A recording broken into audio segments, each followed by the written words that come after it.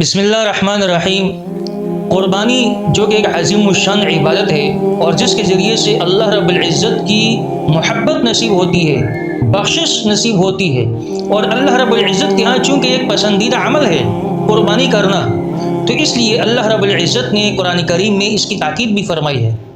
اِنَّا أَعْطَيْنَاكَ الْكَوْثَرَ فَصَلِّ لِرَبِّكَ وَانْحَرْ، نماز پڑھ اور قربانی کر، نحر کر، قربانی کر۔ تو اللہ رب العزت نے قرآن کریم میں بھی اور اسی طرح احادیث مبارکہ میں بھی نبی کریم صلی اللہ علیہ وسلم نے اس کی تاکید فرمائی۔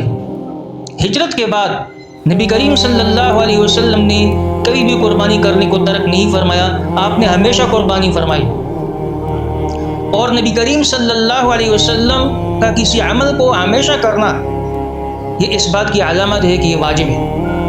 تو اس لیے قربانی جو کہ صاحب استطاعت پر، صاحب نصاب پر، جو نصاب کا مالک ہے، اس پر قربانی واجب ہے۔ اگر وہ نہیں کرے گا تو اس کے متعلق سخت وعید بھی آئی۔ نبی کریم صلی اللہ علیہ وسلم نے فرمایا کہ استطاعت کے باوجود بھی اگر کوئی قربانی نہیں کرتا اور اس سے منہ موڑتا ہے تو اللہ کے نبی نے فرمایا کہ وہ ہماری عیدگاہ میں نہ آئے، وہ ہماری عیدگاہ کی طرف بھی نہ آئے۔ تو گویا کہ اللہ اور اللہ کے رسول نے قربانی کی کتنی تاکید فرمائی ہے کہ اگر کوئی صاحب استطاعت نہیں کرے گا تو وہ ہماری عیدگاہ میں بھی نہ آئے۔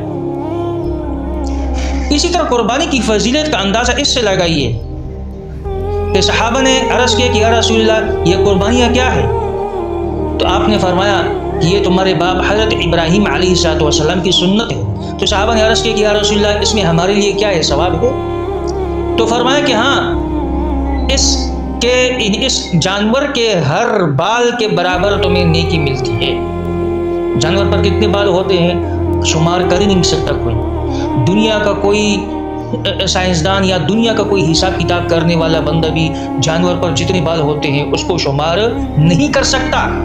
تو آپ نے فرمایا کہ اس جانور پر جتنے بال ہیں ہر بال کے بدلے اس کو ایک نیکی ملتی ہے۔ اور ایک اور روایت میں ہے کہ جس کے اندر آتا ہے کہ یہ جانور جو اللہ کی راہ میں قربان ہو جاتا ہے، روز قیامت یہ جانور اپنے کھر و اپنی سینگوں سمیت وہ اللہ کی بارگاہ میں آتا ہے اور اللہ کے ہاں قبولیت کی سند لے لیتا ہے۔ تو یہ قربانی کرنا بہت فضیلت والی بات ہے۔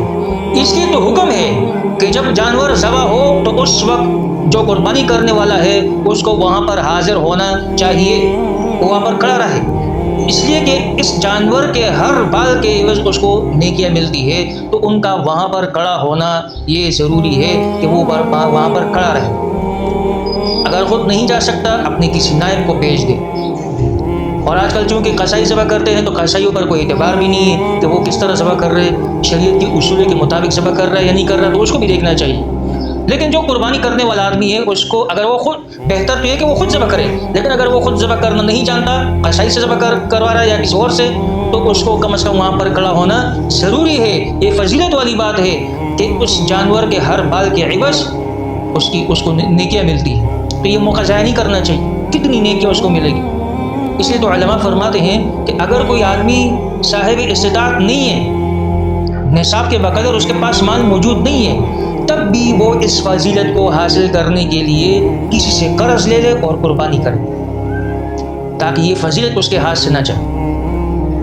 اور جن کو اللہ نے استطاعت دی ہے اور اس کے باوجود بھی وہ قربانی نہیں کرتا تو اللہ کے نبی نے فرمایا کہ وہ ہماری عیدگاہ کے قریب بھی نہ آئے، سخت ناراضگی فرمائی۔